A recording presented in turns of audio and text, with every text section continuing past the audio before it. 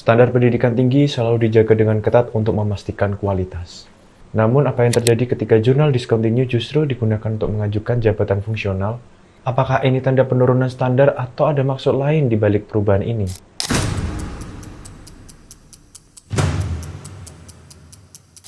Jurnal discontinue dulu dianggap sebagai tempat pengumpulan pengetahuan yang berharga, namun karena berbagai alasan, jurnal ini ditinggalkan. Di dalamnya, penelitian dan inovasi diuji oleh waktu dan kualitas. Namun, ketika jurnal discontinue dianggap layak untuk pengajuan jabatan fungsional, kita harus bertanya, apakah ini langkah yang memudahkan atau justru mencederai kualitas pendidikan kita? Menurut data terbaru dari Kementerian Pendidikan, jumlah pengajuan jabatan fungsional menggunakan jurnal discontinue meningkat 35% sejak perubahan aturan pada tahun 2024. Ini menciptakan kontroversi di kalangan akademisi yang mempertanyakan dampaknya terhadap standar pendidikan. Sementara itu, laporan dari Lembaga Akreditasi Jurnal Nasional menunjukkan bahwa lebih dari 60% jurnal discontinue tidak lagi menjalani proses review yang ketat, sehingga kualitas publikasinya dipertanyakan. Perubahan aturan yang memperbolehkan penggunaan jurnal discontinue seringkali didorong oleh niat untuk mempercepat proses birokrasi dalam penggunaan jabatan fungsional.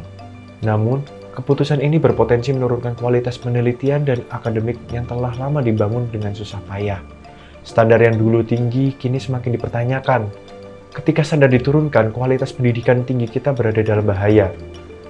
Penggunaan jurnal discontinue tidak hanya merusak integritas akademik, tetapi juga merusak kepercayaan publik terhadap pendidikan tinggi.